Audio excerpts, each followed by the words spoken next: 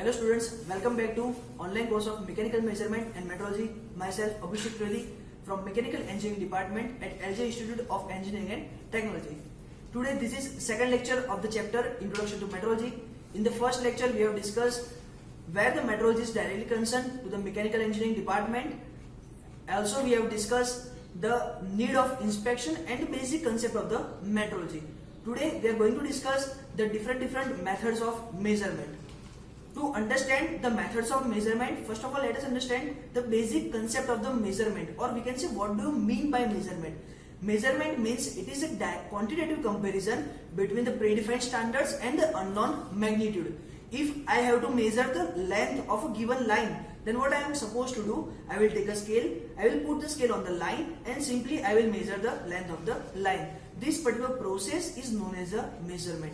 We have classified the measurement in a different methods. Today we are going to discuss these all methods in detail. The very basic method of measurement, that is a direct method of measurement. In the direct method of measurement, we are simply comparing the standards with the unknown magnitude. As you can check on the screen, if I have to measure the length of this given box, then what I am supposed to do, I will place a scale beside the box and I will simply measure the length of the given box. By using this particular setup, we can measure the given dimensions. This particular method is known as a direct method of measurement, which is a very basic method of measurement. The next one, that is the indirect method of measurement. In the indirect method of measurement, we can not directly measure any single parameter. Suppose if I have to measure a single parameter, then what I am supposed to do in the indirect method, I will measure some another physical quantity, and then by using those particular quantities, we are using the mathematical equations, and by calculating mathematical formulas, we are deriving the required input. This particular process is known as the indirect method of measurement. Suppose I have to measure the temperature. So in the universe there is no any instrument available to measure the temperature directly. On the screen you can check the analog thermometer. In the analog thermometer we are not supposed to measure the temperature. What we are doing, we are measuring the length of the mercury inside the glass tube. In the glass tube the mercury is risen, and what we are supposed to do, we are just calculating the height of the mercury, and by calculating the height of the mercury we are simply calibrating those particular height in terms of temperature, and this is known as a temperature measurement. So measurement of the temperature, that is the indirect method of measurement. The third measurement,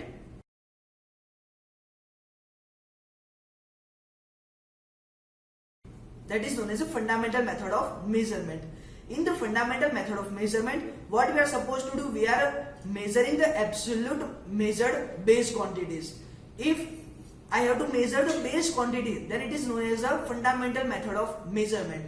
Suppose I have a random thermometer, and if I have to calibrate this particular thermometer, so to calibrate the thermometer, what I have to do, I have to measure 0 degree Celsius and I have to measure the 100 degree Celsius. By measuring 0 degree and 100 degree, I will just put a mark on the glass tube, and whatever the length is generated between these 2 points, I will simply divide the whole length in 100 divisions, and these all divisions represent the 1 degree centigrade each. So to measure this particular 0 degree and to measure this particular 100 degree, the measurement of these two particular quantities is known as a fundamental method of measurement. On the figure you can check, we have measured the 0 degree, exactly 0 degree. So this particular measurement of the 0 degree is known as a fundamental method of measurement. Then the next method of measurement, that is the comparison method of measurement. In the comparison method of measurement, we are comparing the known value with unknown parameters. Suppose I have to measure the mass of an unknown matter. Suppose unknown matter is given to you and you have to measure the mass of this particular matter. Then what you are supposed to do, you are just simply placing the mass on a single pen, and on the other pen you are placing the mass you know the value of the mass, and you are supposed to provide those particular mass, and just by balancing both the weight you are simply measure the value. So this particular method is known as the comparison method of measurement, in which you are simply comparing the unknown parameter to the known values. That's it. Then the next method of measurement, it is known as a transposition method of measurement. In the transposition method of measurement, we are changing the position of unknown quantities as well as standards. Suppose you are supposed to provide it that you have to manufacture the drill bit having the weight, or you have to manufacture some kind of tools, machine tools having the weight exactly 1 kg. And a standards has been provided to you. You have to measure the standards and exactly you have to manufacture the replica of this particular standard with a weight of 1 kg as a basic criteria. Then what you are supposed to do? You are simply placing the standards on the single pen and 1 kg weight on the another pen, and you are simply balancing both the weight. By this balancing you can measure that whatever the standard is provided to you, you have measured that particular standard as a single 1 kg unit. Then you are replacing the 1 kg element and you are placing the unknown replicas, and then you are once again make a balance. If the replica and the given standard is making a balance properly, then we can say that whatever the replica has been generated is exactly equal to the given standard, and the given standard is exactly equal to the 1 kg of the weight. Then this particular measurement is known as a transposition method. It means you are supposed to change the position of either unknown quantities or standards. This particular setup, or we can say this particular procedure, is known as a transposition method of measurement. We are discussing different methods of measurement. The next one, that is the differential method of measurement.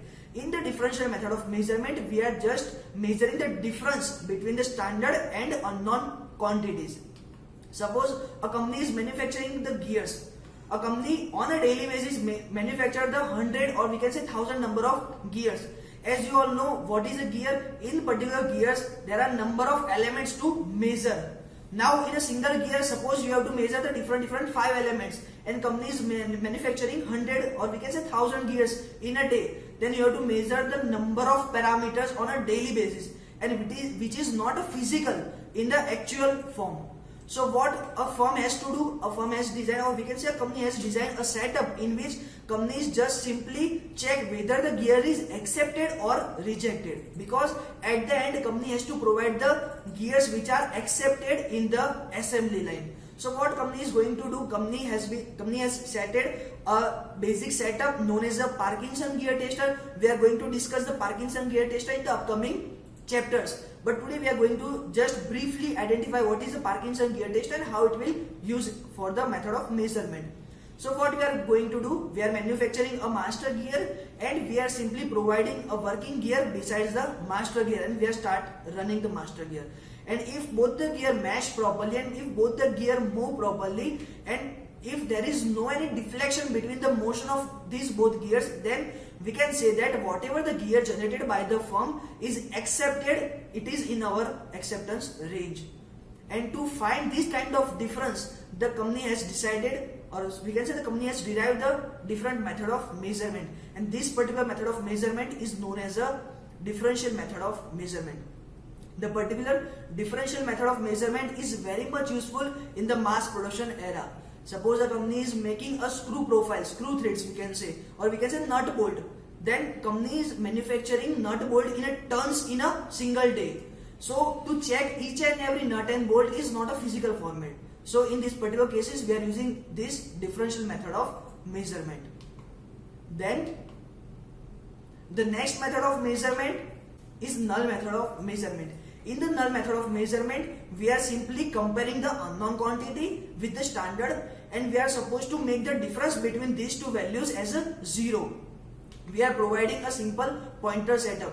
You can check, this is the basic vegetable weighing machine on which we are providing the unknown vegetable weight over a single pen and the known mass and the second pen. And what we are simply doing, we are making the pointer on the 0 position. Once the pointer achieves the 0 position, we can say that whatever the weight of the vegetable is exactly equal to the weight of the given mass which is placed on the second pen. So by using this particular concept, you can measure the value of the unknown quantity. This particular setup is known as the null method of measurement. The method of measurement which we are using in the vegetable weighing machine is known as a null method of measurement. The same method of measurement but with some different concept, that is known as a deflection method of measurement. In the deflection method of measurement, we are simply measuring the deflection occur in the pointer. On the screen you can check, this is a basic spring scale which is also useful for the measurement of the mass. But what we are supposed to provide over here, we are simply hang the unknown mass over the dead weight portion, or we can say over the pan on which the dead weight is provided, and simply if the weight of the mass has been provided, it will directly deflect the position of the spring, and as the position of the spring will be deflected, it will start rotating the pointer on the scale, or we can say on the analog scale. Once we are providing the dead weight on the pan, it will deflect the spring, and due to the deflection of the spring, the pointer will start rotating on the analog scale. And by using, or we can say by checking the value of analog scale or value of the pointer on the analog scale, you can measure the value of unknown weight. This is known as deflection method of measurement, in which we are just measuring the deflection of the pointer, and by checking the value of deflection of the pointer, we can measure the exactly the unknown mass. The next method of measurement is known as contact type method of measurement. In the contact type method of measurement, we are going to measure the physical parameters by making the actual physical contact. Suppose I have to measure the temperature. What I am supposed to do, I will simply use a thermometer. We are providing a human contact with the thermometer and the human contact, and by making a proper physical contact, we can measure the value of temperature. This particular setup is known for the contact type method of measurement. What we have done, we have provided a simple thermometer, and the thermometer will make a physical contact with the human body, and we can measure the temperature. The next one, that is the contactless method of measurement. In the contactless method of measurement, we are supposed to measure the same parameter but without making any kind of physical contact. Nowadays, whatever the situation is running, if I have to measure the same temperature of the human body without making any kind of physical contact, what we are using such kind of thermal gun. The thermal gun is directly used to measure the temperature without making any physical contact with the human body. So this particular method of measurement is known as a contactless method of measurement. Okay, so today what we have discussed the basic methods of measurement. From next lecture, we are going to discuss the different classification of measuring instrument. Till then, thank you.